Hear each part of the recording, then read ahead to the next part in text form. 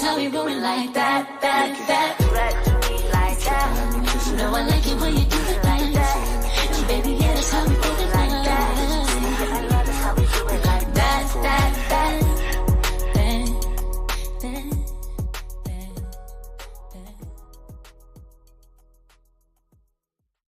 He say that I blow his mind every time I'm activated. You just tryna catch a vibe. CC got you fascinated. Jump up on your brand new ride. BMW riding, baby. I ain't gonna tell you lies. That's just how we roll. You know what it is. How we roll. You know what it is. That's just how we roll. You know what it is. How we roll.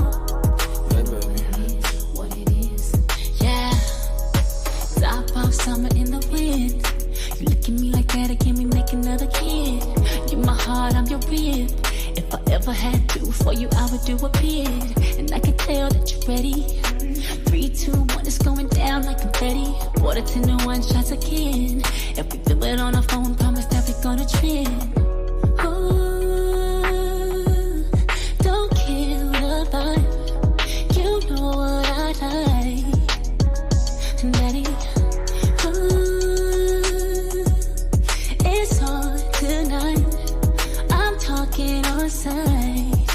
that's just how we roll. You know what it is. How we roll. You know what it is. Like that. That's just how we roll. How we roll. You know what it is. Like that. Crazy. It's been a minute since I've been in it, swimming in it. You should be living it. Keep your hands all over me and never worry, keep you coming. That's how you love it. Who cares if we in public? When it comes to you, I'm with whatever. And know why I won't give you up. I know what you like. Get ready. Ooh, yeah. It's on tonight. I'm talking on side. That's just how we roll.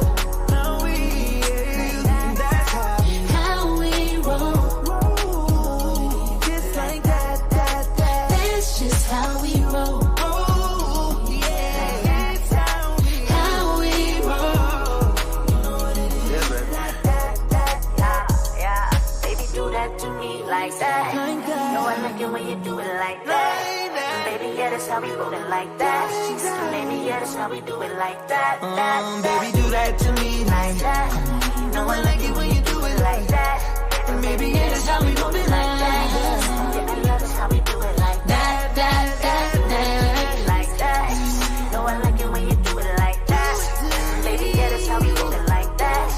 Baby, yeah, that's how we rollin' like that. Do that to me like that.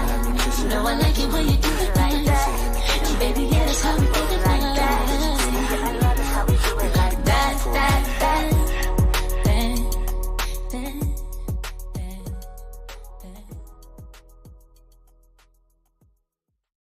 He say that I blow his mind every time I'm activated. You just tryna catch a vibe. CC got you fascinated. Jump up on your brand new ride. BMW riding, baby. I ain't gonna tell you lies. That's just how we roll. How we roll, you know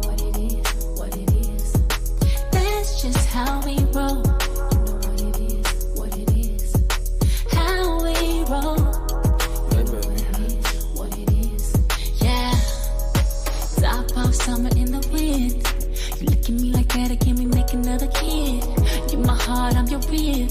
If I ever had to for you, I would do a bid.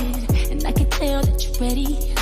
3, 2, 1, it's going down like confetti. Water 10 to 1 shots again. If we feel it on our phone, promise that we're gonna trend. Ooh, don't kill the vibe. You know what I like. Daddy, ooh, it's on tonight. I'm talking on side. That's just how we roll.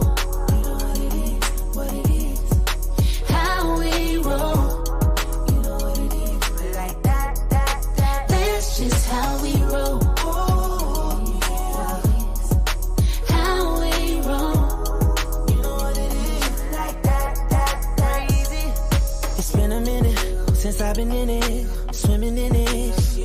You should be living it. Keep your hands all over me and Never worry, keep you coming. That's how you love it. Who cares if we in public? When it comes to you, I'm with whatever. You know why?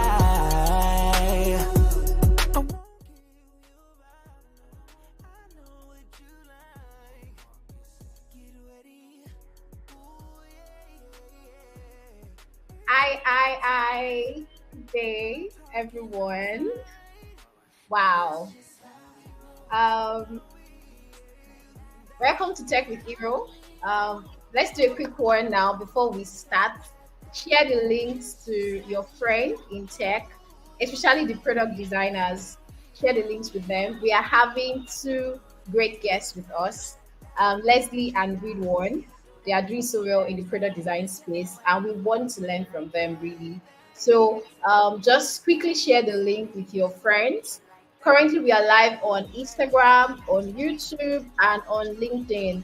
So you can take any link that is available and share with them, so they can join this engaging podcast for today. They can't afford to miss it really. So just do like that quick share before we start in 2 minutes. We'll start in 2 minutes. So while you do that, just enjoy the music, you know.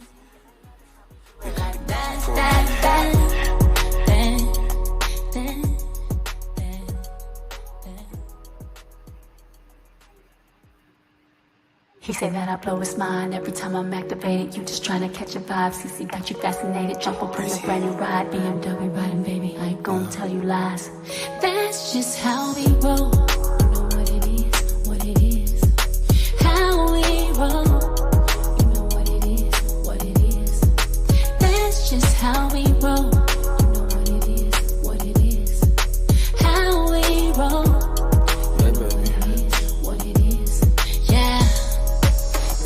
Summer in the wind. You look at me like that, or can we make another kid? You're my heart, I'm your rib. If I ever had to for you, I would do a bid. And I can tell that you're ready. 3, 2, 1, it's going down like confetti. Water 10 to 1 shots again.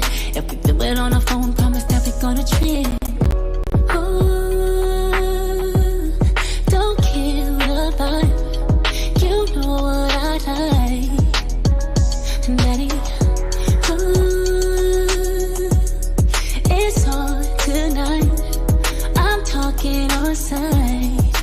that's just how we roll. You know what it is, what it is. So guys, thank you once again for tuning in.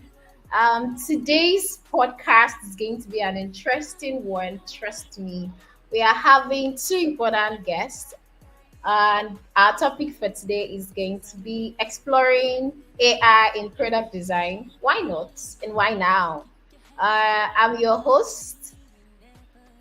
Yep, I'm your host, Iro Nkechi Omolola, and here with me is my co-host, Ogunyomi Ayomide. Hi. Yay! good to be here. So good to be here. Yes. We can't wait to have them. Really, we can't wait to have them. We have two great important guests. So maybe you can start the floor, Ayo. Just give them just one of the guests. Let them know the profile of one of the guests, so they can know that we are not here for just play games. Really, absolutely. I mean, today's episode is going to be an awesome one. It's gonna be the best. Yeah. Because we have if you see the profile of these people, Aziz, I was shocked. Don't let me even go there. You guys should please take your pen, your notepads. You're going to jot a lot, because really you can't leave this podcast without it affecting your career life positively. Mm-hmm. There's no way. There's really no way. And that's why we actually picked the best out of the best. You know what that means? We went all the way out to get them here to share insight with us. And we have Leslie Williams. So we have Leslie Williams. Yeah. So Leslie Williams, he is a versatile designer with a 16-year professional history of working in He's the design. president Hey, general hey, among the hey. He's 16 the years, president 16 years general. You know, professional history of working in design. See, you can just leave this design thing for him. He's like, I'm so. You guys should just end it. We are done. Yeah. So he has his experience spans an assortment of sectors and disciplines, contributing to web and mobile platforms for a variety of customers and brands. His expertise in the industry, along with his history of collaboration with multidisciplinary groups comprised of product management, marketing, and engineering, um, allows for and engineering allows for effective alignment of corporate goals with user needs. So he's not just doing all this design alone. He also has a corporate goals with user needs in mind. So to this end, he's adept at creating uncomplicated yet thorough, comprehensive solutions end to end. So, ladies and gentlemen, that's Leslie for you, Leslie Williams. Whoops, whoops, whoops, whoops, whoops, whoops, whoops. Da, da, Yep, da, da, da, da, da, da. I wish there's a way we can have like this AI this that it just drop some clapping sound or drumming sound. okay, Yeah. okay. I get it. We are going to do that now. Acoustic rolls. Oh, you can see that we can. You're looking for it. I don't know if this is gonna work out, but let's try. Okay, let's Okay, give it a try. Let's see. okay. It's student words. Sorry, I don't. Yes.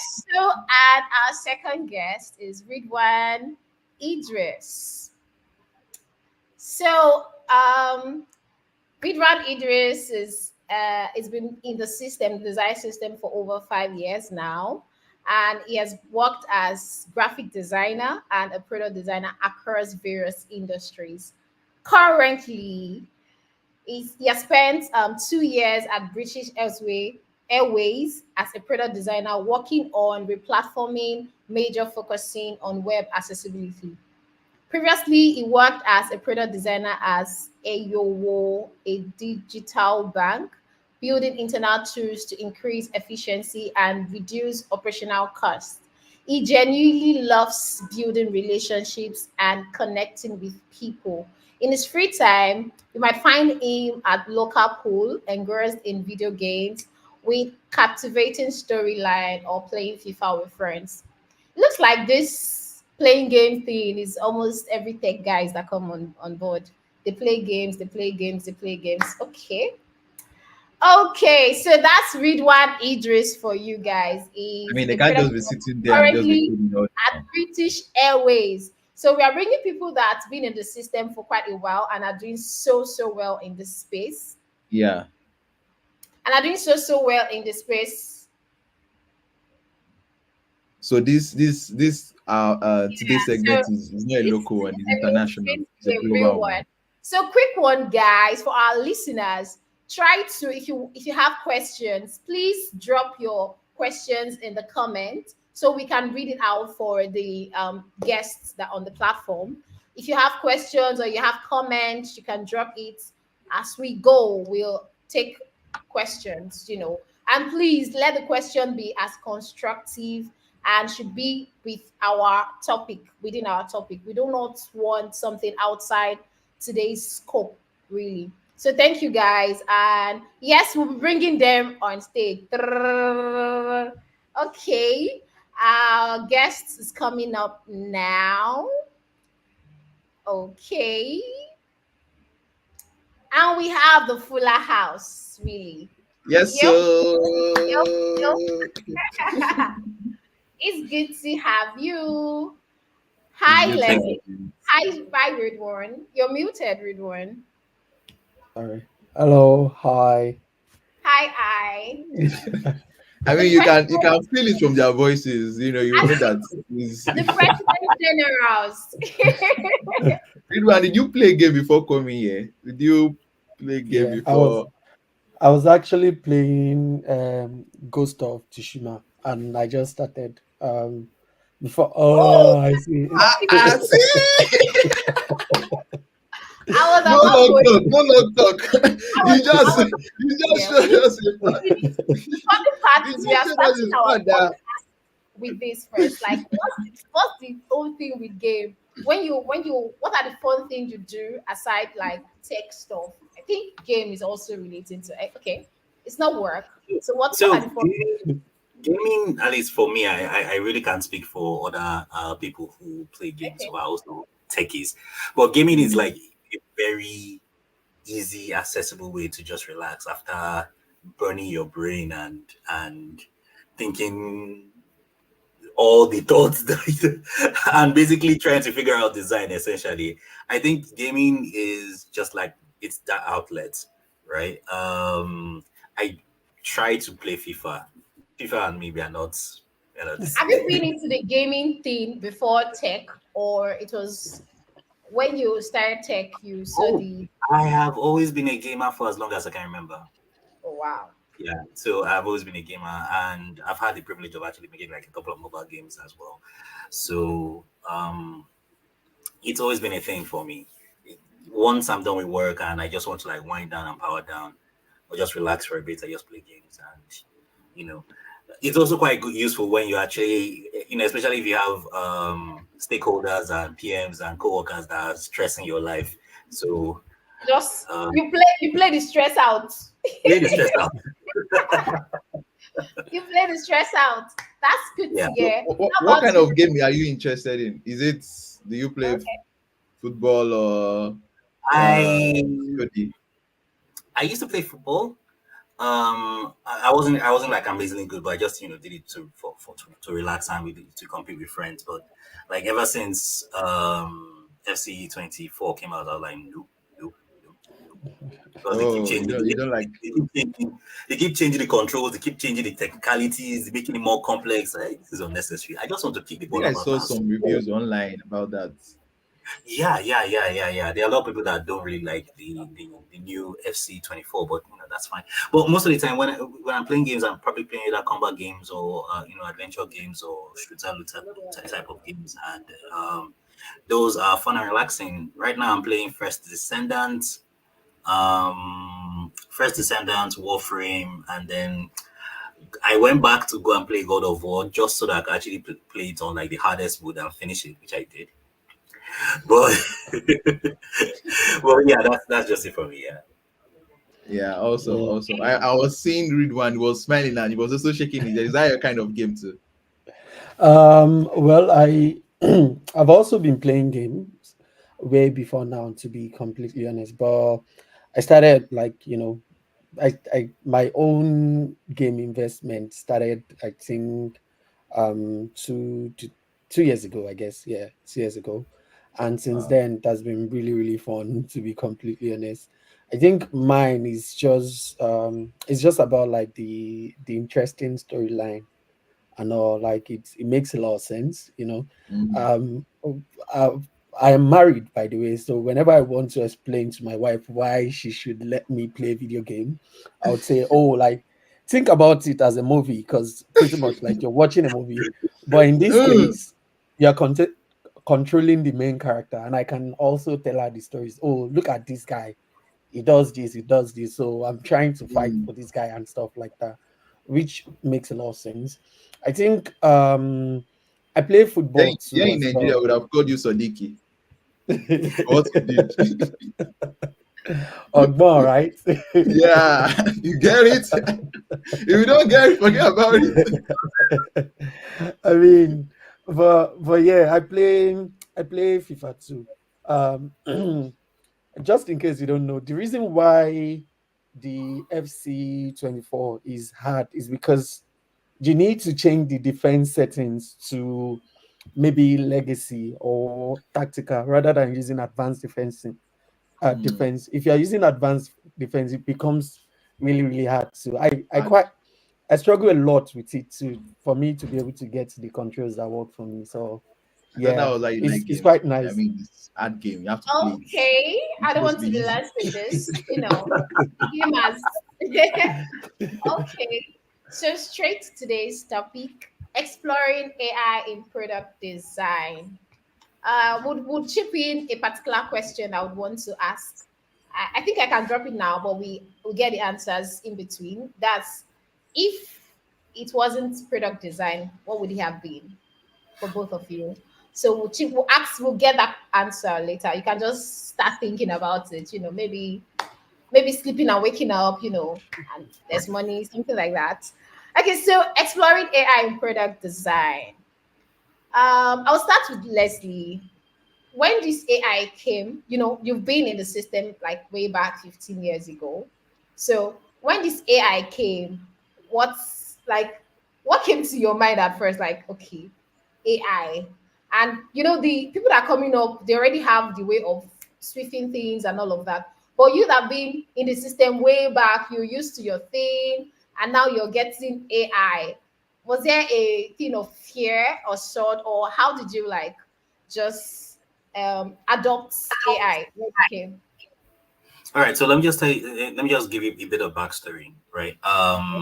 So years ago, there was this startup product in quotes, called Grids. The general idea behind Grids was that it would basically replace web designers, and that has been some people's wet dream for a very, very, very, very long time. Replacing designers, let's not deal with designers anymore. Let's just pick it up and get it done. You know, at the time, they couldn't figure out a lot of things. So there was a lot of noise about it. There was a lot of brouhaha about it, and then the product never launched, and the startup returned all the money to investors. Fast forward, God knows how many years, probably I think probably 8 9 years, and then we have AI everywhere. I am yet to see anybody in tech who doesn't have that fear at the back of their minds that someone is going to wake up someone's going to wake up and create an AI that literally replaces me. The fear is always there. And the easiest response to that fear is being able to adapt as quickly as possible, adapt on the fly. That's in my opinion is the easiest solution to that, because there is always emerging tech, there is new tech. We are in a very, very opportune time in quotes in human history where, and well, not even just in human history, more specifically in how we actually look at our careers. Because prior to the industrial age, for example, there was very little to no automation, and all the tasks were done manually. Manufacturing was done manually. Um, but then the wars came about, and there was a need to want to produce things faster, not just to not just to take care of the soldiers and make sure that they have all the equipment that they needed to fight whatever war they were fighting, but there was also a demand that needed to be fulfilled. Now, fulfilling that demand meant going doing like a lot of research and then figuring out how to actually automate processes. So in manufacturing, they started automating things.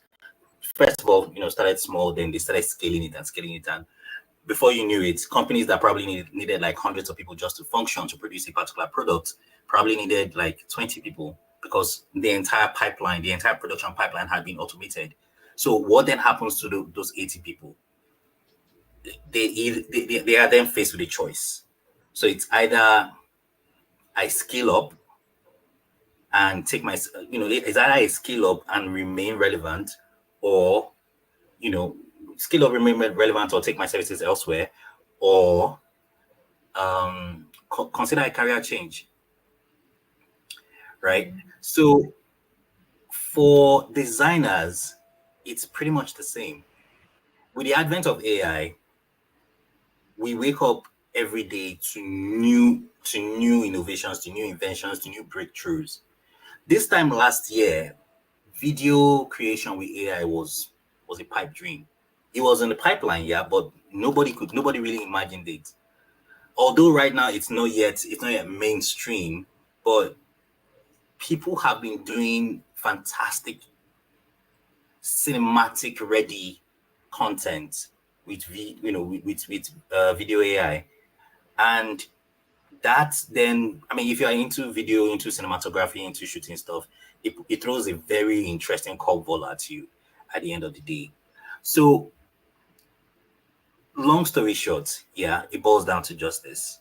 When you are faced with this situation where there's a possibility that you are just one innovation away from being jobless, it's either you skill up, figure out how, what skills you can actually add to your repertoire to still remain relevant, or, you probably switch lanes. So that's it. Okay. Okay, thank you. So for those that are just joining in, our topic is exploring AI in product design. Why not and why now? People that are joining on Instagram, you can drop in your questions. On LinkedIn, you can drop in your questions. And on YouTube, you can drop in your questions in the comment section. So I'll only read out questions I feel are like relevant for this podcast. So please let your questions be just to this topic alone. Thank you. Okay, so before we come to you, Ridwan, so Leslie, when this AI thing came up, like how was it for you to like adopt it? In the sense of was it that hard? Really, like did you just was it very easy? Did you think, okay, based on the fact that you've been in the system, you know how to adopt to new technology, but this one is AI, and like when it came up, everybody was just saying AI will take our jobs. So, what was your fear first? Because at least you're supposed to be afraid that this one has come to carry what I've been enjoying for 15 or let's say for 13 years. So how did you see it, and where you'll be working in a place at that point? So was there anything of the company immediately adopting it, or is it what you bring to the company they accept on that end? Because most times it's really not about you when it comes to a company. Now you might know it on your own, but putting it into companies, all of companies activities and all, how were you able to do all of that? Okay, that's a very, very good question. Like I said earlier, I don't think there was anyone who didn't see AI as a threat to their livelihood, But when faced with new technology, I think as a techie or as a creative or as someone who's well immersed in tech, the first thing you look out for are use cases. What are the potential use cases for this technology? Can I bend this technology to my will? Right. And for AI, that it was no different. When it first came out, there were like a lot of there were a lot of advertised use cases, most of which he actually lived up to. So for example, I know of people who use ChatGPT um, to do user testing, or at least to simulate user testing. I know people who use ChatGPT to do accessibility audits, for example, on their designs. And having AI as your co-pilot, pun intended, but having AI as your co-pilot, as a creative, it does wonders to your workflow because first of all, it makes you output faster. You're not thinking about too much. And then you also have like a repository of well-informed information and this, and yeah, well-informed information that will guide your decision-making process when you're actually creating designs. So it's possible that you can create a design that it looks good visually, but it fails it fails several accessibility, has like serious accessibility problems, and you want to be able to catch these problems before you hand off to your engineering team. And AI has been instrumental, especially in my own workflow. It has been instrumental in catching those problems and then giving recommendations. So that way, I'm not looking for problems that don't exist. I'm not. There's no guesstimation. I'm not doing guesswork while I'm actually designing. So I see AI as a very useful sidearm. It's not necessarily my primary weapon of choice. If you play the Call of Duty, you understand the reference. Yeah, but it's not my primary weapon of choice, but it's like a very useful sidearm. Now, there is this thing that could happen where people become overly reliant on the AI, um, and then because of that over reliance, it gives people that illusion that, oh, AI can pretty much do everything. There was a running joke back in the day when AI first launched, and the joke was that designers shouldn't panic. Don't worry. Like designers don't panic. Clients don't know what they want, so AI will not be able to help them figure it out. And that joke did not age well. That joke did not age very, very well.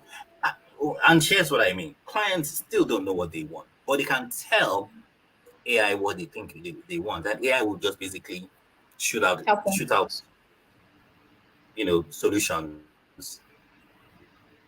So it then becomes a question of, all right, I mean, this is all well and good, right? But it then becomes a question of, is this the best solution for the kind of business I am running? Or is this just solution for solution's sake? So that leaves a bit of wiggle room for us designers. We don't know how long that wiggle room is going to last. But Okay. um, but I do know for a fact that designers who have added AI as part of their workflow, in whatever capacity, you can use it for testing, you can use it for content generation, whatever, those are designers that will remain relevant at least for the next 5 years, for the next foreseeable future. Hmm. So, Okay. So before I leave the floor for Aya to ask his questions, read word. I would be asking my question based off what I go from Leslie right now. So if we are saying that designers should adopt AI and all like that. So we all know that AI can actually do these designs. Are we actually saying that when we inculcate AI, does AI make designers obsolete in the sense that they no longer use their skill?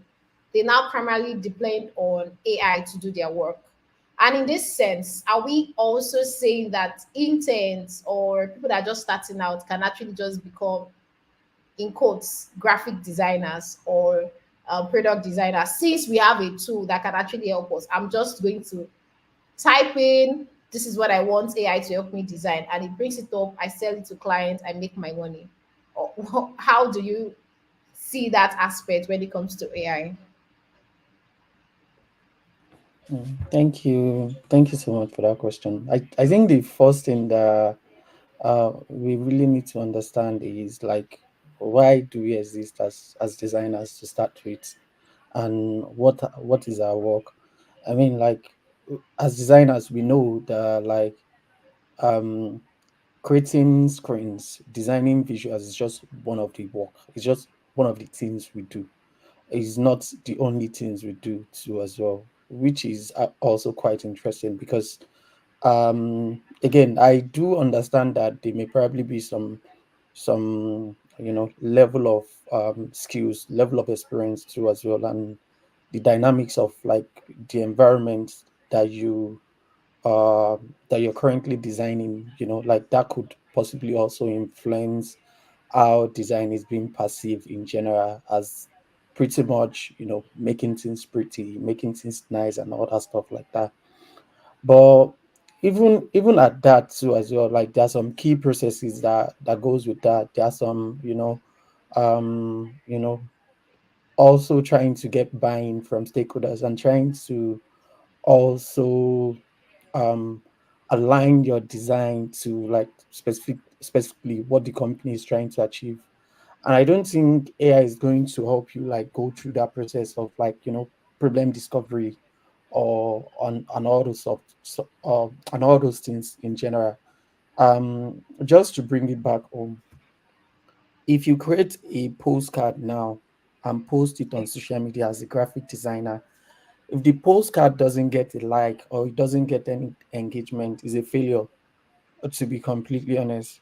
even if you post it among like your design communities too as well, and like they do not give you that gratification that you're looking for, you've not been able to get your own outcome as an individual from that piece of work, which is pretty much the validation that exists around like the work we do in general. So AI cannot, for now, because it's quite tricky, right? AI cannot make designers obsolete, and there are a lot of like past trends too that we've seen.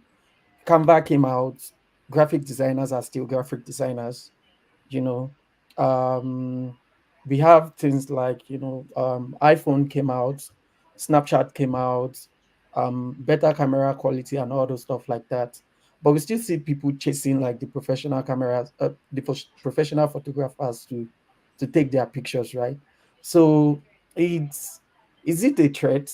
To some extent, yes, it is, because if you think about it, before now, when there is no, you know, smartphone for you to take your own pictures, everybody run off to meet the photographer. But like the outstanding ones still stand the test of time to date as we speak. And for people that are trying to also get into the system too as well. I think what AI would do, and this is just based on a personal opinion, is setting a new standard for them as to like what a junior designer should look like, or what an intern designer should look like. Maybe before now, if you can draw a square and a circle, like you're fine, come to work and all. But now that AI is here, maybe like you have to do more than drawing square and circles. You have to be able to create an actual art, or like um design a full blown product too as well, to be able to say, oh, I'm a junior designer and stuff like that. I think those are the areas that we may potentially be looking at in general. Again, like this is based on personal opinion, but it doesn't seem to me that AI is going to make designers obsolete. To be completely honest, again, before the whole boom of generative AI, we've had we have a lot of systems that could pretty much do the work of like the next vendor. But you need to really understand that why companies hire designers, why company hire content writer, why company hire like front end and back end engineer, is to be able to create bespoke experiences for their customer, which give them a lot of competitive edge. And what competitive edge looks like is that, you know, Coca-Cola is creating Coca-Cola, and they have like their own uniqueness. Pepsi is creating Pepsi, they have their own uniqueness. When Pepsi and Coca-Cola is selling the same thing, it doesn't really get interesting anymore. It doesn't even it's not even profitable for the business, because what that means is, you're leaving customers on the True. table to make a choice, rather than tapping into the market and grabbing that market, and like dominating the market too as well. So we need to look at it from a competitive edge point of view, and the opportunities that lies in the future for designers. Maybe AI will probably like take away that repetitive tasks too as well. We have Figma AI that can generate screen. Aside from Figma AI, we have, I think, US Pilot and some other stuff that you can use to generate designs too as well. And same for Canva too as well. Like people generate social media postcard, people generate logo from Canva, but it still doesn't take away like the work of the brand manager or like the brand designer. So those are like the interesting opportunity that we are looking into. I think also is worthy to mention that like the AI are also like data trained. What that means is they feed off past experiences of human. True. Do you understand? So like what I'm going to do tomorrow, AI may probably not know it. They may probably be able to triangulate the data to make a prediction, but prediction is still not like it's still not fact, to be completely honest. So there are certain opportunity there.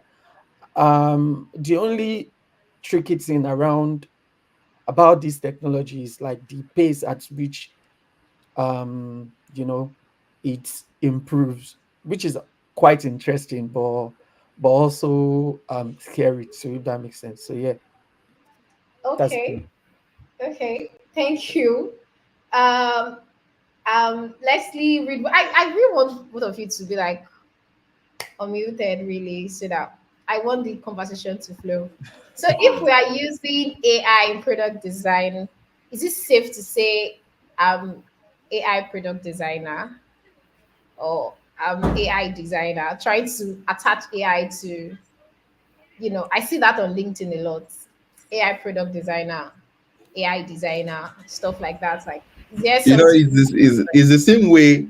There was a time where when ChatGPT just where we just had this ChatGPT train and all, and Yeah, the a person student prompt graduated. engineer, The student AI chat, graduated, and you on his know. head, in the he printed a cap with ChatGPT logo on it to show you that nobody may graduate. Oh, you know, me and ChatGPT. You There's know, nothing so new. There's maybe actually, what did you sorry, say? continue. So No, continue, no, continue. yeah. So that's Okay, basically like me. I'm just saying. I'm just trying to paint something to answer that question. So yeah, I can go ahead. there is actually a field of design that is actually dedicated to designing for AI. That Mm. does not equate to a designer who knows AI becoming an AI designer. They are two different things, Okay. right? So, an AI designer, I haven't really dived too much about how they do their work. I do know that they don't they are not pixel pushers. They are not drawing rectangles up and down. Theirs is basically it's very, very similar to systems design. It's very, very similar to systems design. But I think they are designers in name only, as far as I can tell. They're designers in name only within our context. They're designers in name only. But what they do basically is they plot out pathways by which the AI responds to certain queries, certain questions, scenarios, and basically train the AI, accordingly. If you're creative and you use AI as part of your tools, that is all well and good. You are a tier above a lot of people who are still who are not yet on the train. It doesn't make you an AI designer. I mean, sorry to break it to you, man. That's what. I think, yeah, I completely agree with you. I feel like is quite interesting. There are some ways if we start by trying to understand like the reason why people do this, know that is for marketing stunts, like, which is quite interesting, but is I don't know, because I have mixed feeling about that. Because most people that do this and say, oh, AI is a thing, I'm an AI designer too, or something like that, they are not really paying attention to the craft of design itself and just learn it. Rather, they are just following the next big thing and all that stuff like that. See, to start with, design principles can be applied to any industries, to be completely honest. I mean, from like health to real estate to aviation, name the industry, design principles can be applied to it to it.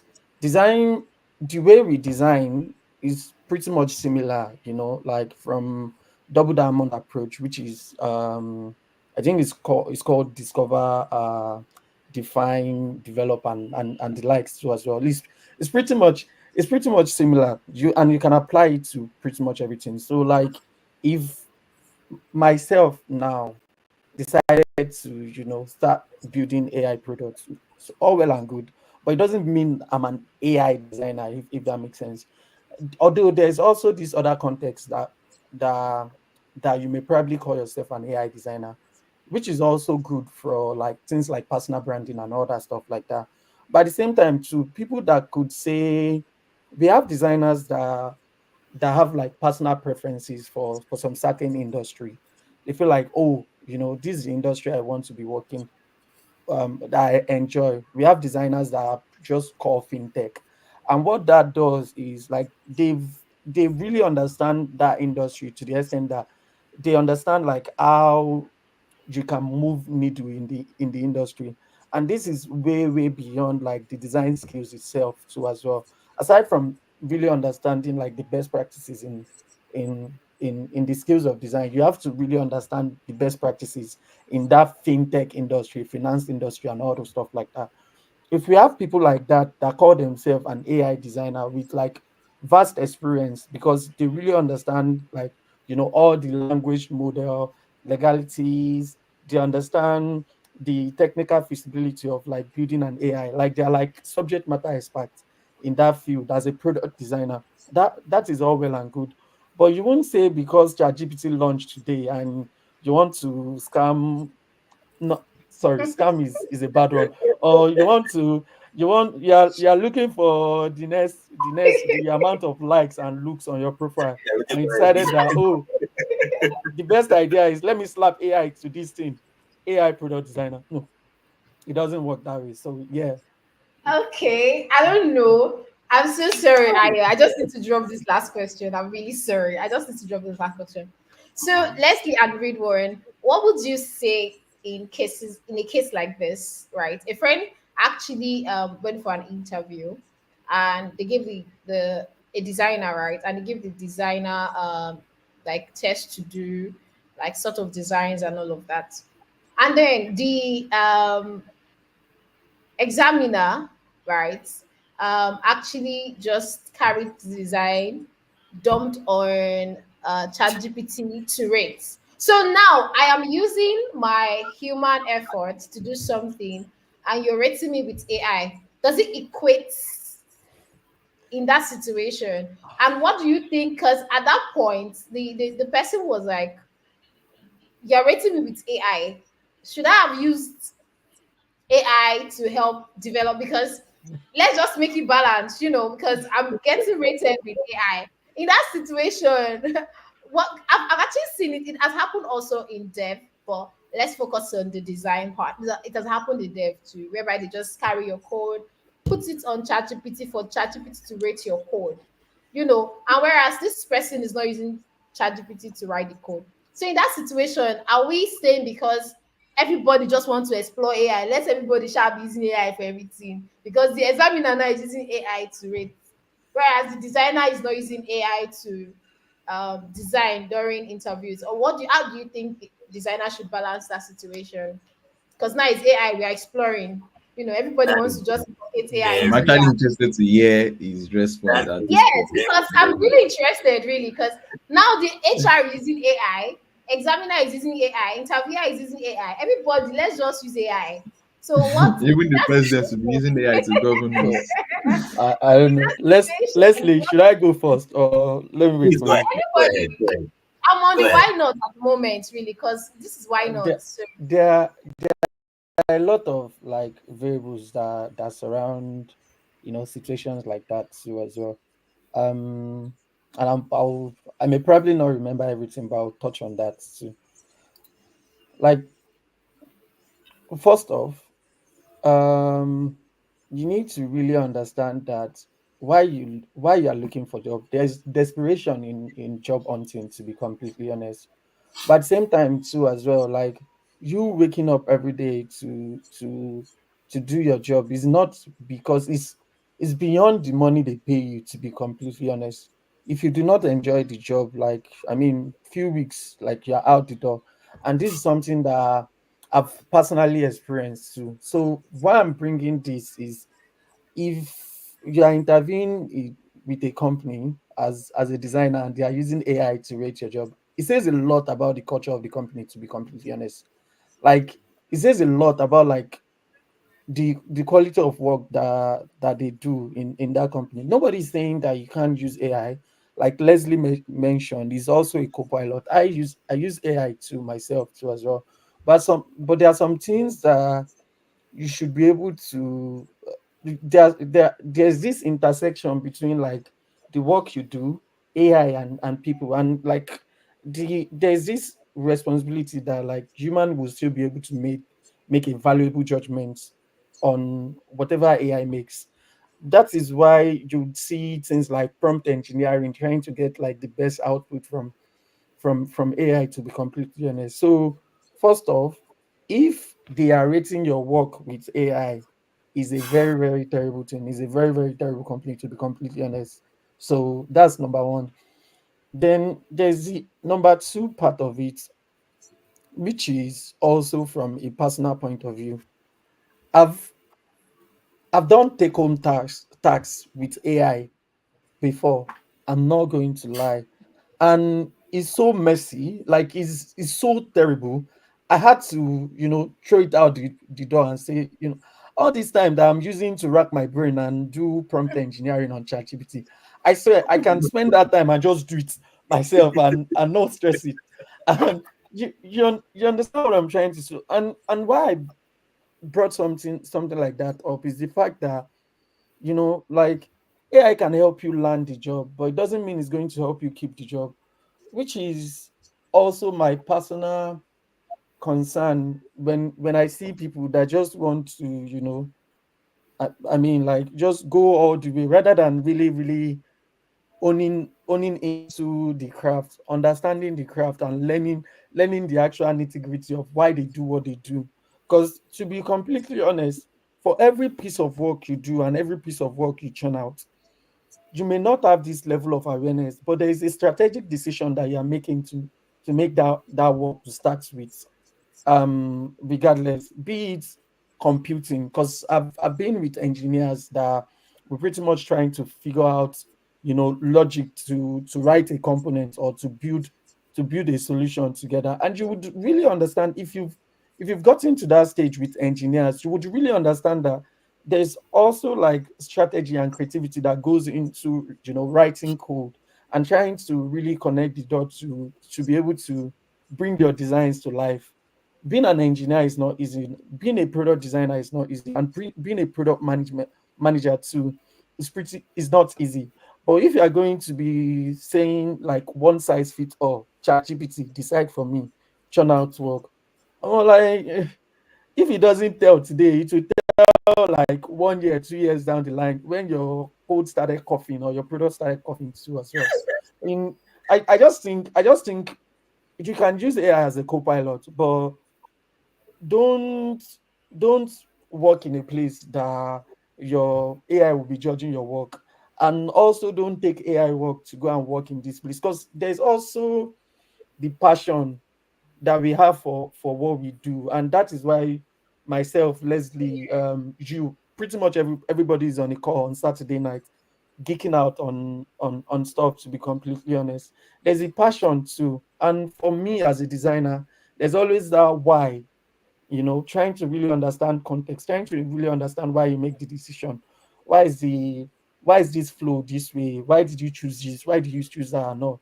Would you take those type of conversation and take it to AI to go and ask those questions? I mean, like, those are the things that you should also consider when you are trying to approach tax in general. So over to you, Leslie. Okay, so I agree with you on a number of the points that you actually raised. So here's the thing, yeah. AI works for people who know what they are doing. That's that's the baseline. It works for people who know what they are doing. If you have no idea what you're doing, okay, let me just even. I've worked, definitely. If you've worked as long as I have, you've definitely worked with engineers and problematic people. But um, let's say you are working with an engineer on a project, right? And the engineer wants to create like a React component to render a couple of things. It can be anything. Only God knows. These people have weird fetishes. No idea what really drives them. But um, you're working with an engineering team. They want you to put together a component. Two things can happen. You can decide to sit down and blackboard this thing. What I mean by blackboard or whiteboard, whatever it is called, you pick a marker, you start just deconstructing the components, trying to like figure out, all right, so what's the most cost effective way of actually doing it that doesn't stress the server, that works well with the existing APIs, that will not break the existing code base, which is important because if you're not aware, yesterday happened. Yesterday happened because it didn't happen to you. Yeah, It yeah. didn't happen worldwide. Seriously. You understand? And okay, like let's even sidetrack for a bit. It would be really hilarious if that push to prod was AI code. Mm. I'm not saying it is, but it would be Yeah. hilarious Yeah. if that push to prod was AI code. But It's let's get possible. back. Yeah, it's possible. But they won't tell us. Exactly, they will tell us. Why will you come out and say it by yourself? It's not something you say with your mouth. But let's get back on track. So, like I said, one or two things can happen. You could go through the rigorous mental work of actually figuring it out. All right, so what are the constraints of creating these components? What are the pros and cons? How do we optimize for efficiency, scale, and speed? Or you can open ChatGPT or Cloud AI and just tell them, all right, so I want to write a React component that helps me to render XYZ. These are the fields, these are that, blah, blah, blah, blah, blah. And let's even assume that you actually have like really good prompt writing skills. Some people have it, some people don't have it. I'm somewhere in the middle. Let's even assume that you have like really, really decent prompt writing skills. And then AI actually generates code for you. What has that done for you as an engineer? If you are someone who is lazy or who is not who is probably just starting out, or who is lazy, or who is not interested in developing and upskilling, or I mentioned three things: lazy, just starting out, not interested in developing or skilling. There's one more thing. If you're any of those yes, those three actually cover. So, but if you're any of those things, you have not learned anything from that experience on a personal level. You just learned to tell the computer what to do, and it then gave you back. And then, mind you, what it's giving you back, you still need to know what you are doing in order to actually take it. Because if you take it and you put it into your code base, you are going to that code base will break. It's going to break. And then we will have Friday again. So, I just hope it's not be thank God it's Friday. So at the end of the day, everything boils down to you knowing your onions. Either as an engineer, either as a designer, or anything, you need to know your onions in order for you to properly weld AI as your tool of choice. AI's work is supposed to help you move faster. It's supposed to help you automate the more tedious things that, on a normal day will probably take you hours to do. You will just automate it. That's awesome.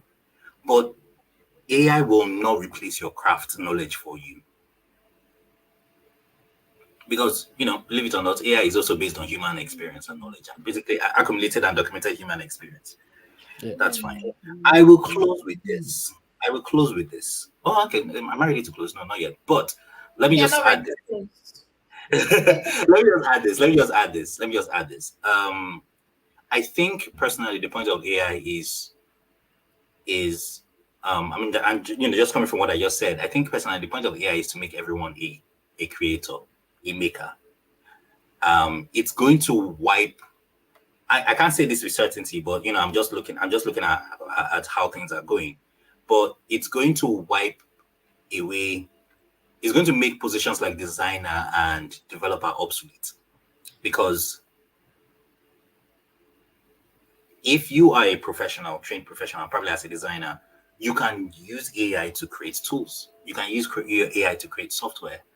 Again, like I said, it boils down to you knowing what you're doing and having the relevant experience and field industry know-how, that sort of thing. Same thing goes with software engineering. You can use AI to at least create something of a design that informs how you are going to render whatever it is that you're rendering when you're writing your code. So the point of AI at the end of the day is to make everyone a maker or a creator. That's the point. That's what I believe. That's the crux of it. So back to your question, when facing a scenario whereby you've designed and someone is feeding your design to either ChatGPT or any AI and asking the AI to grade you. The moment you see that, stand up, thank them for their time, um, and then just move on. It's the end for me. Like run. Just go, go. Because um, I did not come up with these ideas with AI. You should not. On what basis is AI going to use to? Is AI going to use to, you know, to judge me? Because the thing that you are feeding to AI doesn't have context. AI is only going to analyze my design based on what it already knows. It doesn't have that situational context yet. I'm saying yet because these people they are mad. They can go and code situational context for AI tomorrow. We don't know. But as at right now, AI does not have situational context. So why are you subjecting me to that? It makes no sense. It's one of the reasons why. I mean, if you're familiar with ATSs, or application tracking systems, and all that, they are mostly governed by AI. So the AI just looks through like a swath of applications and then just picks those that it deems to match um whatever criteria that has already been set. The problem with that is that the people who are applying for the roles don't necessarily always have the things. Let me rephrase that. The talented people that you want on your team will not make the cut on a typical ATS, typically because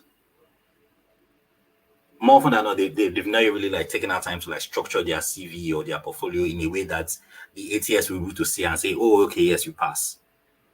And because the criteria are ever evolving, it makes for a very, very frustrating job application process. Right? So there is, regardless of how AI looks like that really shiny thing that everyone wants to exploit because they think it's cheaper and all that, there will always be a level of human supervision. Whether you like it or not, there will always be a level of human supervision. God, I've had this sidetracked. Back to what I'm saying. Yeah, that pretty much sums it up actually. If you find yourself in that kind of scenario, pack up, say your grace, move on. Okay, thank you so much. Ayo, you can. I'm sorry. But I needed to just chip in those questions. We Okay. have questions from someone, but Ayo, you can go ahead. I'll read that after. AI has zagged me. Oh. Can you hear me?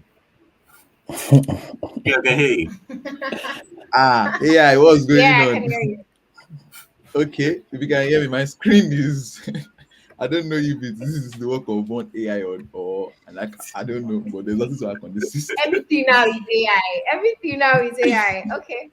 Hmm. So when Ridwan wanted to start his conversation in the previous question, I think he said, "I'm not going to lie." I was like, "I'll get lie now. I'll use AI detector to confirm." you know, I think it even happened to Cristiano Ronaldo. I think there was a time where they had to bring some AI to confirm if he's the greatest of all time, and the AI was asking him a question for him to answer if it is true, like a truth detector kind of thing. And Mhm. me, I don't know, but to me, I feel this AI thing should be an exciting one. It should be something that everybody should be like. You created a machine that could come up with this crazy idea that could help us detect human face, help us detect human voice, help us with because sometimes human being we can get tired and we just want to send our help, like send somebody a message like just help me get this thing done. And also, I feel this AI thing should be exciting. I don't know if you can still hear me. Please confirm if you can We still Yeah. can hear hear me. you. Go ahead. Yeah. Okay. So my question would be, um, that's from the angle of exciting, of excitement. So let me get the question right. Let me get the question right. What is the most exciting potential of AI in product design? What is the most exciting potential of AI? And if you feel that it is not exciting, just tell us. Hey, if AI could design anything for you, like what is the most outlandish products you would ask it to create? So let's start with. I know that you've dragged AI by its wig, if it has one, by its own, if it has one. I'm so sure they would have tested AI creates design. One big, they just want to look for a way to just let me see this thing. Can it work? Have you tried Yeah, so let's. something? So there was this company that could, so they basically trained the AI to be able to generate interfaces from sketches. Okay. Yeah, so you could actually draw like a wireframe sketch, and it would generate I don't know whether it's a Figma design, but it would generate a design based on the sketch that you actually presented. There is, I know that ChatGPT, as from ChatGPT 4.0, not the 4.0, Yeah. but 4.0. I know that ChatGPT 4.0, if you were to submit a a screen of your design and ask ChatGPT to code that screen either in HTML, CSS, or Flutterwave, ChatGPT will do it, and it will be production ready to a fair degree, right? So the potential for AI is almost limitless. I think the potential is only limited by your level of imagination. So as long as you have an open mind and you are willing to tinker and test continuously, then I think that the potential for AI is actually quite limitless. To the original question, which is like the wildest thing I would ever ask AI to do, or that I've ever seen with AI, I can't pinpoint to say that I've actually.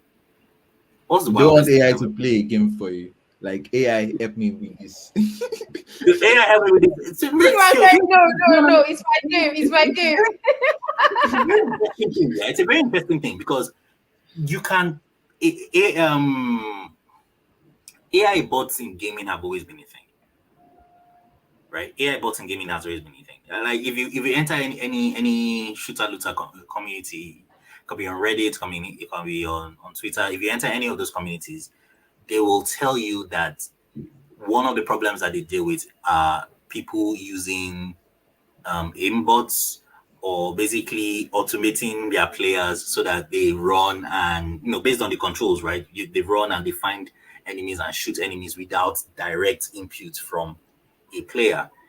That is cheating. That is basically cheating because someone spent hundreds of hours getting good at this game. You decided that you didn't want to get good, but you wanted to like get all the benefits, and so you just like wrote code. That's Yeah. within the game. That's cheating. There's I just realized that there's esports too as well. Like people play Yeah. video game as a sport. But like in my own case, I just want to enjoy the game. It's my own personal experience. Why will I rob myself that opportunity to just unwind and let AI play? No, it's not fun anymore. It's not a video Yeah. game like then just call it movie or film. Say Quick one, yeah, quick one. Ridwan, do you play Elden Ring? No, no. I played the most interesting game I played recently is Red Dead Redemption 2, and I just finished it. Oh, So I'm just working my way up, like step by whenever step. you have But the I'll chance, probably download. whenever you Yes. have the chance, get Elden Ring. Now, Uh-huh. still on the Elden Ring referral, yeah. You can train a you can train an AI to actually play Elden Ring. It's possible. And you can just basically feed that AI like thousands of hours of videos of people playing Elden Ring and fighting bosses and all that. It's very possible. But you see, Elden Ring bosses they are madness. They are madness. Like watch any video, play like if you have the time, get the game, play it yourself. You will understand. Elden Ring bosses are not things that you try for with. So you can be an AI. You will not guarantee you victory. I'm just saying, man. I It need will to not try it guarantee out. you victory. I need to try it out. I need to try it out. Yeah, I Yeah, really need but to try it. whenever you can just like give it a spin. But yeah, I absolutely 100% agree with you. Why would you why would you over rely on AI and thereby derive yourself of like a proper gaming experience or a proper learning experience even, right? Learning experience. Oh yeah, no, it's the truth. Okay, so again, let's even go Like back. Let's you even just like learning, you don't like soft life, that you just sit down, somebody will just be doing this for you. Eh? no, because no. See, look, see. If we develop AI to the point whereby all we are just doing is chilling and letting AI do everything for us, the sh- that is the shortcut to civilization collapse. That is the shortcut Yeah. to civilization collapse. That over reliance on AI, because at what point do we then give up our free will and our rights to AI if we let AI decide everything from us? I mean, for us, like these are serious ethical AI questions that people ask themselves every day. At what point does the buck stop for AI? If we begin to over rely on AI to do all these many things, at what point do we say stop? We are not going forward with this behavior because A, it is not ethical.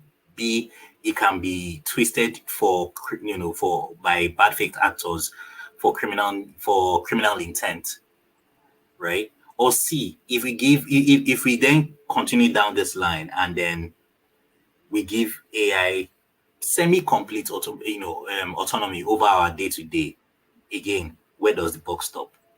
AI the AI could be so advanced that by looking at me, it can predict that I'm going to commit a crime. Now, while that helps law enforcement, that's all well and good. You are reducing crime, but I haven't committed a crime yet. I can change my mind. I'm human. Imagine, No, imagine. imagine having a camera in your house, right? And this camera is AI powered, right? And you have made it a point of duty that every night you go and steal meat from the pot. Now, it's your house. One. Two, your wife made this stew. Three, if there is quarrel, you can say, well, I paid for it, technically.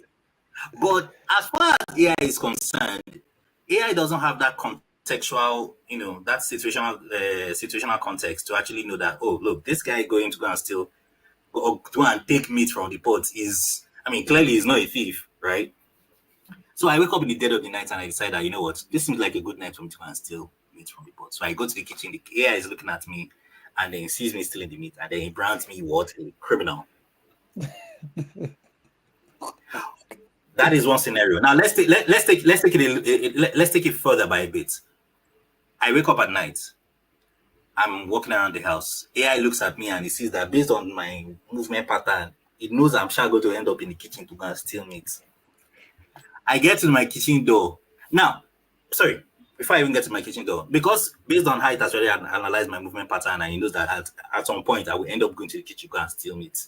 It has probably already sent a message to my partner that see you, your husband is on the prowl. Get ready for it. The way his movement. Based on his movement, he's moving in a very crooked manner. Let better be aware that this man is going to steal meat. So I get to the kitchen door, I look around, I get to the pot, I open the pot, I look at it, I'm like, today is the day I exhibit discipline. So I close it back and I go back to my room, I drink water and I sleep. But the AI has already tagged me a criminal. I think is even way beyond that. But like, is aside from like the tagging criminal, the cost of generating, the cost of running AI system is not beans. To be completely honest, it's extremely expensive.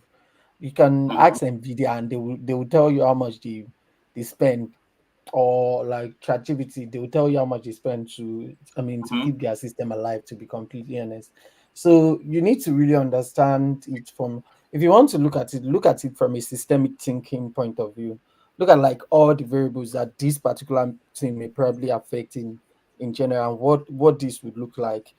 Every resources that we have in this world is finite, right? Like Yeah. at some point too as well. Like, and And we see, which is why is actually really interesting, where where when people say, oh, like explore, break things and all that stuff like that.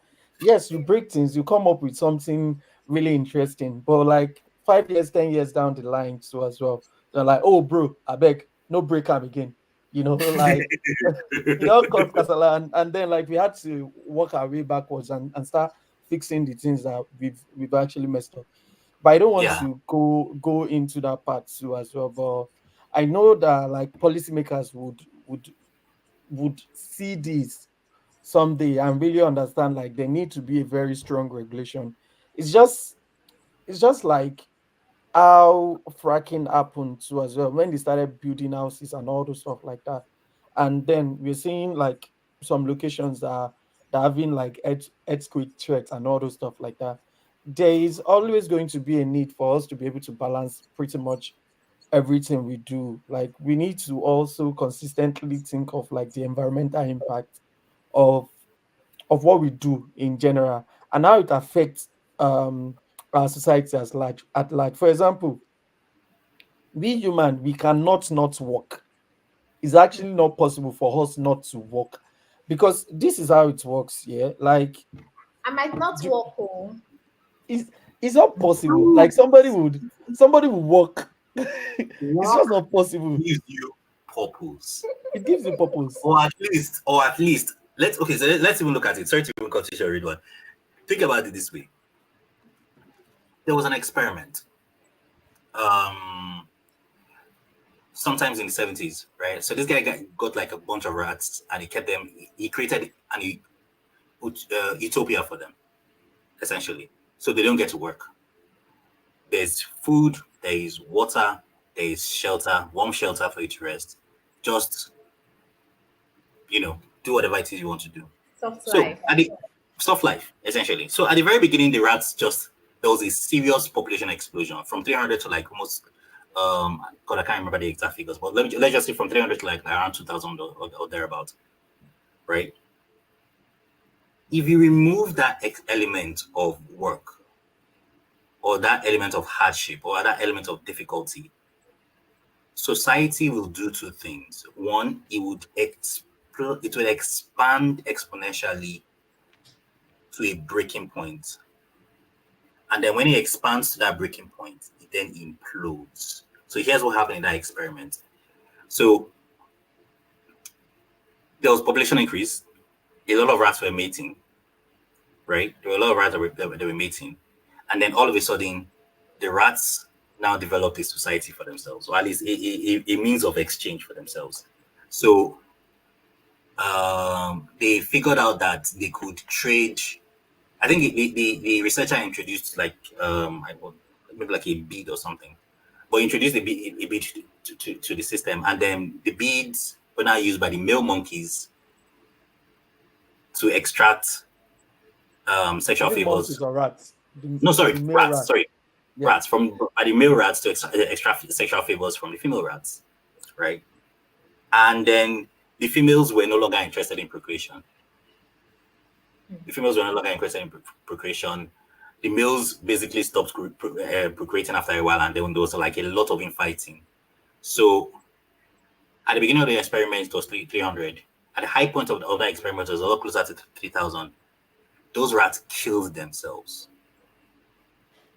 Those that did not die by fighting died out of starvation because they grew too fat or they grew too bored. Nothing was exciting them anymore. So the point of work, right, is it gives you purpose. If it doesn't give you purpose, it distracts you long enough from the awfulness of reality. So that is There's it. there's You can there's a say thought yeah, there, go on. there's a third part of it too as well, which is like contributing to the society too, to be completely honest. Like how we've been able to thrive as a society and even coming from a tax system is the fact that people are working. Like, and because people are working, businesses are thriving. Because businesses are thriving, people are getting rich. How most of the people that are rich today, they get rich from us, from like the product we buy, from like the comfort that we want. the government to the economy and the society were able to thrive based on the fact that we are working, because it's pretty much balancing everything. See, for example, you want to buy milk, for example, you would work and earn money to buy the milk from the company you are working for. So the fact that you are working for a pick milk company doesn't mean you are still not going to pay to buy pick milk. They So don't you even give take it away from, did you understand? You take away from your salary and pay for the product that you worked on. After paying for the product that you worked on, the company will take the money and announce profits. It's from the profit they pay tax. It's from that tax they pay their own stakeholder.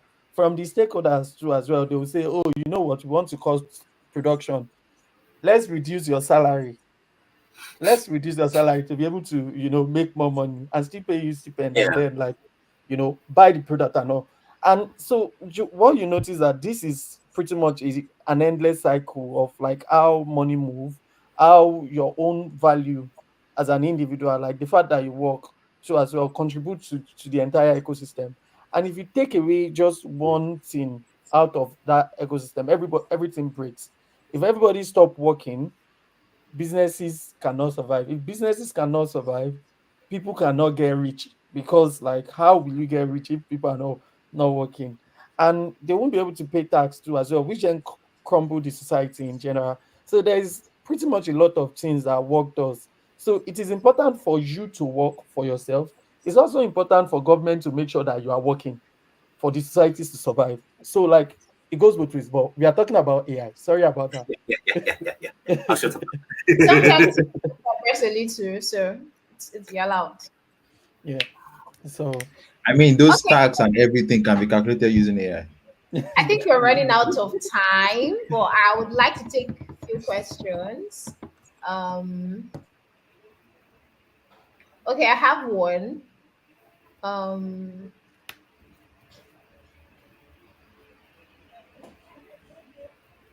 okay, when when AI came, I was using AI. I discovered that I am lazy at work. I give AI almost everything to do. Now AI, as I stopped using AI, I'm getting updates that I'm not in vogue. I'm not using some tools that is in vogue. What should I do to balance this? Because using AI makes me feel lazy and unproductive, as it does the work and I do less work. Okay, how? Okay, I think what the person is saying is, how should I balance AI and my personal skill, in the sense that when you're using AI, you give AI work to do and all of that, right? And now the person discovered that it looks like so far my brain has not been doing the work. It has always been AI giving all of the entire work to do and stuff like that. Now I have stopped, and it's looking like I'm not using the trending tool people are using in the system. So how will I balance these two so that I don't also lose my own like skill, because now I'm giving everything to AI to do? How do you think people should balance this? Because I think, yeah, that's actually the question. The person is So right. it ties back to what we've been saying, since this podcast actually began. AI is um AI is a useful side side piece. It's something that you give to do all the all the repetitive work, all the work that you normally would not do, thereby freeing time for you. So I think the problem in that scenario is time management. When you have AI that is basically working for you, right? Things that you would normally take maybe 4, 5, 6, 2 days, right? AI just coughs it out for you in like less than a minute. That those 2 days, you need to fill it with something else. Otherwise, you just find that you are being made redundant. Hmm. So But the I'm a time bit curious. Sorry to cut you short, but I'm a bit curious. Like, in this design aspect, maybe you can just like point out the actual to-dos that AI should work on. Because I know when it comes to, I'm not a product designer rather. Ayo is a Mhm. product designer. I'm a dev person. So when you have like a task now, we want you to get something out of. The first step is actually I don't know so much, but I think the first step is always like trying to draft out your ideas or the flow or like user story and something like that. Mhm. So is it Mhm. that user story AI handles or both user story, both the wireframing, both the actual design, like AI can handle everything from start to finish. I want to get that clear.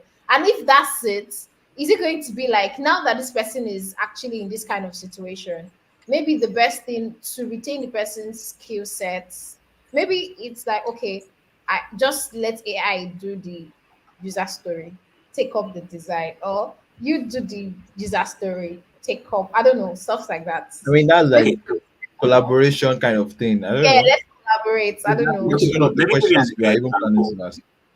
Let me give you an example. So recently, I started learning how to design for Web3, right? And a personal project I decided to work on was to create like a DAO system. DAOs are like decentralized applications.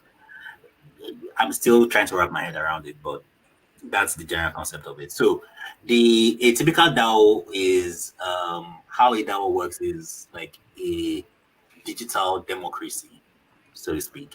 So it allows you to vote on certain things based on your um, share. Oh God, how am I not explaining this thing properly? Anyways, let me try again. DAOs are these decentralized applications, essentially, right?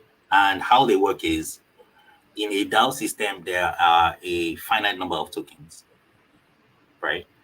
And these tokens are distributed to people who belong to those um, DAO systems or DAO organizations.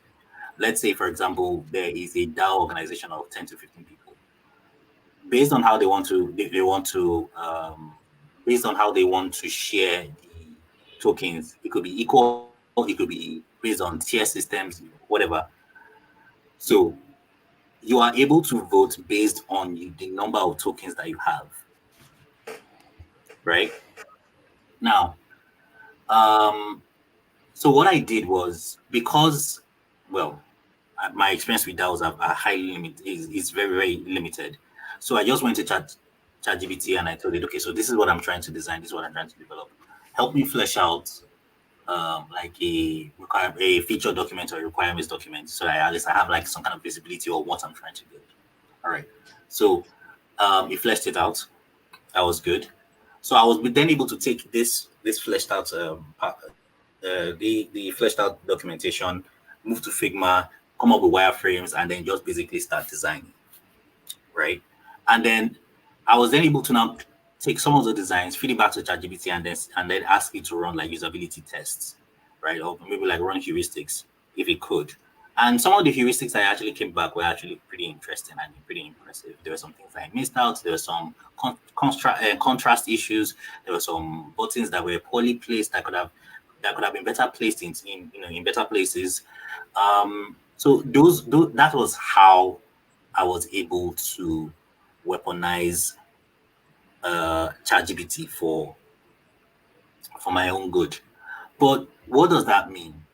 It means that I mean, it still boils down to what I was trying to say. It's an issue it's an issue of time management.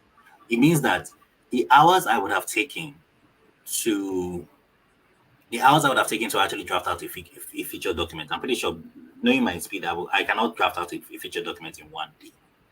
Knowing my speed, so the time that it would have taken me to actually draft out that feature document, I can now repurpose that time to do other things. I can repurpose that time to actually thinking and figuring out how that system is going to work, right? Without necessarily, suffering from an over reliance on AI. Now, if you move to then say, all right, so I want AI as a creative, right? I want to become over reliant on AI. So AI is going to determine, it's going to do research, which at the moment it can't do properly, but it's going to do research. It's going to come up with like hypothetical questions. It's probably going to do like some user testing, which again it can't do properly. And then it's going to come up with the feature list. It's going to come up with wireframing. It's going to come up with the actual high fidelity, and probably if it even exists, it's probably going to come up with like a prototype, and then even now translate it to like a final product type of thing. Use AI for the entire thing. Now, the reason why that works is because a, you know what you're doing, you know how to tweak the system, right? You know how to tweak the system to get what you want. But even at that, it's still going to require like some very serious human supervision at the end of the day, right? And then again, time management. It helps you because now as AI is speeding is basically speed running the entire product production process for you, you can start thinking of other things. All right, so how do I monetize? Or how do I handle marketing and distribution? Or what is this? How do I get this product in the hands of my users? Right. So again, time management. AI is freeing up time for you. What are you going to use that time to do? Are you just going to like lounge and sit back and then collect the work and submit and say you are done and then you know that going to be all, or are you going to use the time that has been given to you productively? So that's just how I think about it. Oh, okay. Read one. Do you have like a different opinion, or you can just answer it? I can add to it. I think again, like it depends on the type of work you're doing. If you are working and you're seeing like you're having like more free time, redundancy is coming, to be honest. But how it works is again, um, I'm this type of person that always wants to really understand why. You need to understand why you are being hired and how your business makes money. Business makes money. Every business goal is to be able to maximize profits. And how they do that is, they try to reduce the cost of operational expenses so that they can maximize profit too as well. You reduce the amount of like resources you invest in how you run your business, and in return you have much more profits in general. So what does that look like for you as a designer? It means like something Lexi mentioned around like time management, but it pretty much means like you can run some tasks faster, which then saves your company money. You understand? Say, for example, you are giving like a project to do, a project that would typically cost the company like 2 months' salary to be able to get that project out of you. Now it's costing the company pretty much 2 weeks, like 2 weeks wages to be able to get that one, which So makes sense. are you saying that in that situation when you're a contract designer, it should, on a contract level, it's not tallying, in the sense that I would charge the clients, this tax is really big, oh, it's really expensive, oh, I don't know, stuff like that, and I can charge the clients 2 months stuff, and I'm doing it in 2 weeks. I don't know, it can work out for companies, but on the basis of contract, do you think this really flows? I mean, like it depends on whatever interaction you have with your contractor. But I think this is also another way to be able to earn trust from your client. To be completely honest, and what it means is your client may probably be getting more than the bargain for. Maybe all they wanted is just 25 screens that could do something, right? But because you've had more time to be able to churn out that 25 screens, and you see opportunity for improvement too as well, like you create quality work for them. To be completely honest, like no piece of work is perfect. If you finish a work today and you review that work again today, by tomorrow you know that there are a lot of improvement that you can do to get it to the level of standard where you want it to be. But think of AI coming and giving you much more opportunity to be able to do your work. A logo design that may probably take you like 1 week because you need to do exploration and all those stuff like that. With AI, you can do exploration in a day. What that means is you can get to like the a much you can make a much better and quality decision um quite quickly, rather than, based on the time we have, this is what we can do now, so go and manage it. Or based on the budget we have, this is the amount of things that we can produce in this time, because I'm a human, I need to sleep, I need to rest, I need to do all the stuff. So you need to be able to manage it. So you need to start looking at AI as, I mean, like a side weapon that can help you optimize your workflow, that can help you get to that point faster. If you're an employee of a company, like if you have AI, that means your work move faster. If your company vision is to become like the the biggest company in the world, or whatever that vision is, that means like with AI too as well, they can get there faster and start looking at something else too as well. So don't think, I mean, like, don't think because AI is there now, like, let's shall do the barest minimum and go outside and party. I mean, it's fine to enjoy your your life outside work too as well. But at the same time, too, you need to really understand that like what this is doing is giving you opportunity to be able to chase, quality relationship among your colleagues, among your teammates, and also earn trust with your clients if you are a contractor, to say, I know you paid me this so amount, or this so thing, so I'm going to do it in 2 weeks. Or it could probably mean that maybe you collected like 3 months. This is a bad advice, but you collected 3 months contract. You get it done in 2 weeks, and you are flexing for the rest of the time. For But the just rest of the, for the yeah, like okay. just think of it as something that could help you get your job done like much faster, rather than something that stand in your way.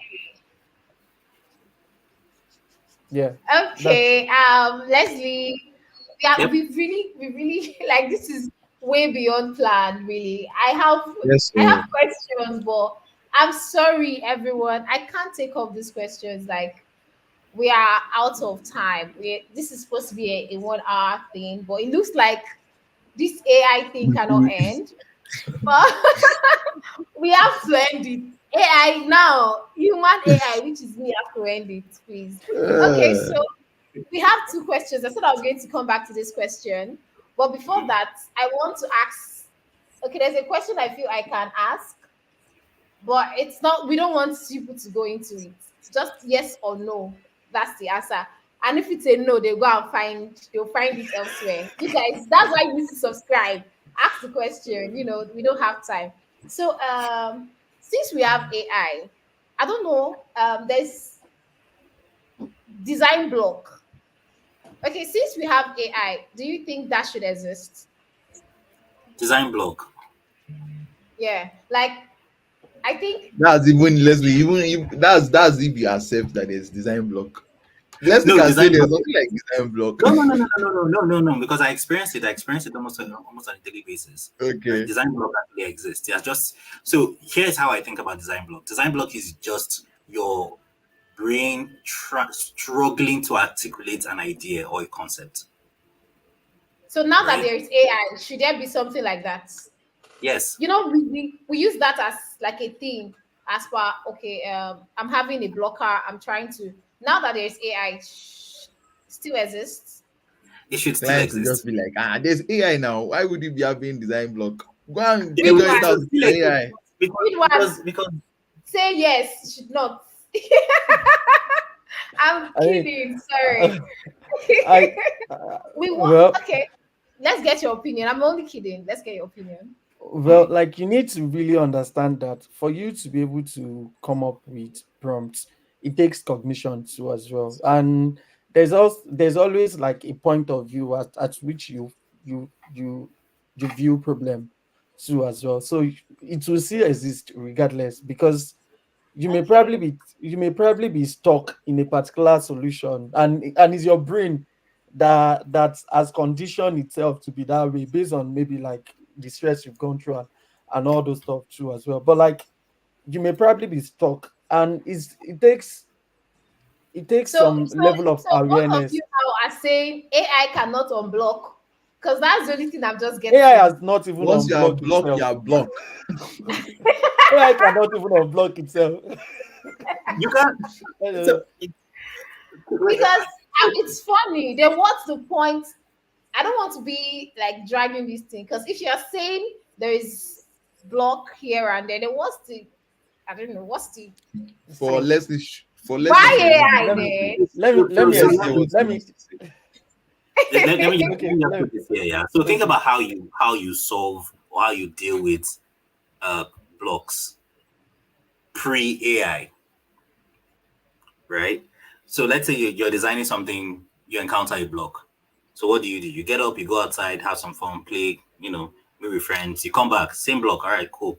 It looks like this thing is going to continue. So let me just go out there and probably do like other stuff, and then maybe my mind will settle down long enough to be able to articulate, this thing, and then it clicks, and then you come back.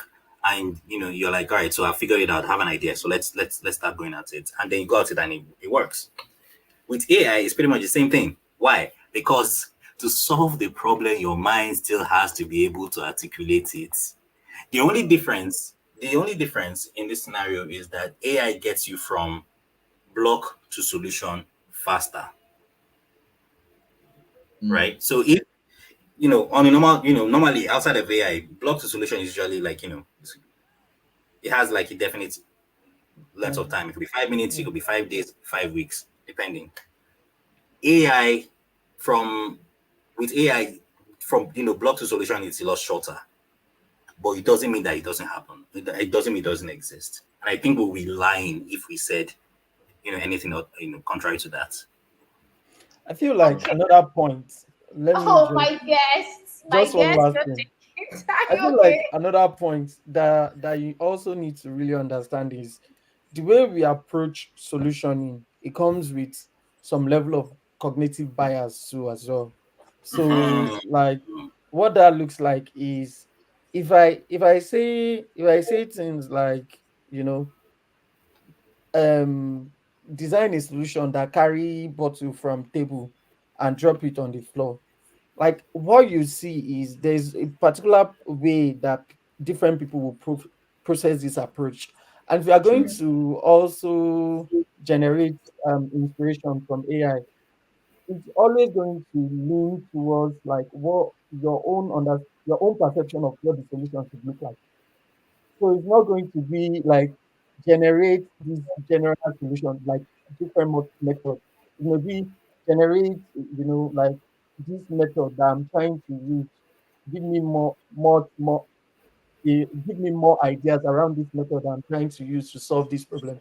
So it's not pretty much giving method around how I can generally solve this problem from different point of view too as well. So like in those situations, that's pretty much where we are going to see block. Most of the times we just need to step away from the problem to have like a fresh new look. So you grafting and commanding ChatGPT every single time still doesn't mean that you're going to get the right results. Oops. Like, thank you so much.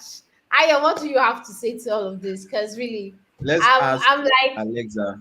my guests are they were really ready for it. Alexa, do you think Leslie and Ridwan has done Me justice too. to this Did you conversation? did you think Yes, Siri. Do you they think? killed it, man? They killed because really I have questions, but I don't have time.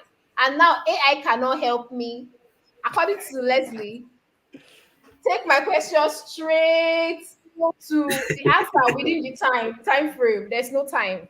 I'm trying to manage my time. AI cannot help me do that right now. So really I enjoyed today's podcast and I'm Yeah, very same here. Same here. certain you all enjoyed because yeah, we have questions and the best way to get answers to these questions, that's why we bring experts like this on our platform. It's a good way to start conversation with them. You just start by liking their post or LinkedIn is like the best place. And you start with thank you for referring back to the podcast and chipping in your questions relating to AI. We just connect experts with you guys, so this is like an avenue to thank them on their page and also ask your questions, relevant questions, please. Because if it's not relevant, don't tag Tech with you. So if it's only relevant, you can tag us along with your You questions. can just ask AI out And whatever relevant question you need to. now that we're in the AI world, really, but the take home is not that you do everything with AI, but it's just also good to know how to use this tool. That's the Sure. take home. We have some points we've dropped on our YouTube. We'll actually be our YouTube videos, and we'll also post the recordings on Spotify, Apple All right. Podcasts, and Yep. Amazon Music. So you can go check us up there and listen to this podcast. It's actually interesting because a lot of persons do not want to use AI due to some reasons, and some persons want to use AI due to some reasons. So when you Just like things in listen, graduation. yeah, when you listen into this podcast, you realize why you need to use it. At the same time, do not rely 100% on it, because you also need to put in your human efforts to stay on the line. Because just imagine when they say no more AI, what happens? Does that mean you Life are happens. gone to It's another Friday. just imagine no AI, no you anymore. So that's why you also need to retain your Just say so it's you another also need to, Friday or yeah. something. So on the same time, that's where that's where you need to Ayo, please. We need to stay. That's why we need to actually know how to balance this use of AI and your own human efforts in this. On the long run, it's still human effort, because AI is actually human that have fed information that they are using. So you just need to Mhm. balance it. Don't listen to this, like listen to it over and over, and share with your friends that are in tech, especially the product designers, so that they can have something to work with. A lot of people are now doing AI a lot, that they totally like forget their own human effort or their reasoning and all of that. So you need to know how to balance the two together. So thank you so much, Ridwan and Leslie. It was really a good time having you both. You are the Yeah. president general, but before you President go, General. Dun, dun, dun, I'm dun, dun. Dun, dun, just dun. like I salute you. So before you go, before you go, I said I was going to ask this question, and I will ask it now. I asked it earlier. I want to get my answer. So if not product design, what would it have been? Leslie Art. Just go straight to it. If no products, they already would have been. said art. Art. It's still Oh, design. art. Okay, but it's not Yeah. Wow. product. I Read love them, them don't art. say graphic design, oh. Which but don't because they are taking me to art now. Uh, It's still I What think kind of food is art? What kind of in art? your exactly. Okay, Let's so dive my mom retired a fine art teacher, so she has been a very very oh, heavy okay. influence. Um, Oh, she's okay. been a I very get very it. heavy influence, and here's now the kicker, right?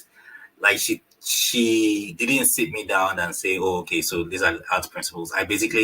She influenced me by just teaching art. I watched Hmm. her teach art. I listened to her talk about art. Classically. So most of my views on design are basically, you know, from what from what she thought. So if I were to pick art, if I were to pick a specific field of art, I'd probably pick either painting or sculpture, one of the two. Okay. Hmm. Yeah. Okay. Okay. Thank you. Read one. Well, I know for sure that like regardless, I would have find my way into tech one way or the other. But I No, we know mean, you will find your No, way, what but what no, if no you don't way. find your There's no way way? there. but I think what the closest one for me would have been teaching. Teaching. Maybe Mm. like, yeah, primary school or secondary school teacher, one of those, Okay. because that's pretty Primary much school. what. I think you have a very good primary school experience. You need to stand up with one hand and close your eyes. Right, because I studied primary education in school, Oh, okay. and I tried small. So I Hope it was mean, not. Hope it was not what they gave you. It was you that gave them. I want to You said understand. I Most tried times small. they Do you that gave means it they know gave they you. gave that's it to me. some level of humility, not They gave it. humility, They gave it. humility. they gave it to me. They gave it But to you. they gave it to me. But I just had to do it too as well. Okay. So I feel like one part of it too. Or maybe a lawyer, I guess. But that didn't happen too, sadly. So you know where I was coming from. Oh well, typical Sorry. Nigerian uni. Because Nigerian uni, because What I want versus what they gave me. 100%. I have Okay, mentor who that's wrote jam like interesting to 9 times. hear that you guys had something totally different and now you're in tech, right? We just like actually asked this so that people know that most times it's really not that from day one it has been like a tech for you. It has always been like there were other things, but along the line, share just with like you said, no matter me. what, you just find yourself in tech. That we just try to get that from our guests so that people that are listening also have the feel that you never started or the entire thing wasn't just tech majorly. Because something like that now, they're just looking like Les is this good. Like, did this guy just, how? Stuff like this. It's always the case for that. So thank you so much, Ridwan Thank and you so Leslie. much. We'll be dropping Mhm. our guests down now. So thank Thank you. you. Bye. Bye. Bye. Thank you so much, guys. Thank you. Hey, hey, hey. This is like the longest Like the podcast long, see, we should just go and apply ever, to Guinness Book of Record. ever have. Longest. Like Guinness Book of Record, right? It's so Yeah. interesting. And I really enjoyed Mm-hmm. today's episode, really. I really Same here. enjoyed the fact that we have ideas and insight into how people should actually use AI or adopt AI into their system, especially in product design. And a lot of persons are always having this feel of, okay, why should we do that? Why should we not do that? And situations in all of this scenario. And And I why love should how we that we had. balance it? Yeah, I I love the love how fact we much have we had two different to get. people having Yeah. different ideas and Yeah. opinion about it. So our Absolutely. listeners are just going to enjoy the entire podcast. It's a all full packed. How do they say it? Power packed. We give them Yeah. not just Yeah. rice, we give them the chicken, we give them the drink, we give them take away, like take home, take Like it home. everything. Everything. Everything involved. So thank you so much, guys, for listening to now. We just will give you like I'm a good host, and I have a Yes, good you are. co-host. So we, I'm we here for want to you. give you Always. we want to give you few. Yep, it's coming up as we go. Ride BMW riding, baby. I ain't gonna tell you lies. Something to vibe with. Just how we roll. But please, guys, do me a favor. The only way you can appreciate us is actually to subscribe on our YouTube platform. Yeah. Follow us on Instagram, on Twitter, and on LinkedIn. That's really the only way you can appreciate And us. also check us out on Spotify. On Spotify, subscribe on Yeah. also on our Spotify platform and on Mhm. Apple Podcast, really. So thank you so much, guys, for Thank you staying so up much. until now. And thank you, Ayo Midday. Thank you, Hero. You are amazing. Thank you so much. Yeah. We'll be going off Gonna now. trip. Ooh, don't kill the vibe. You know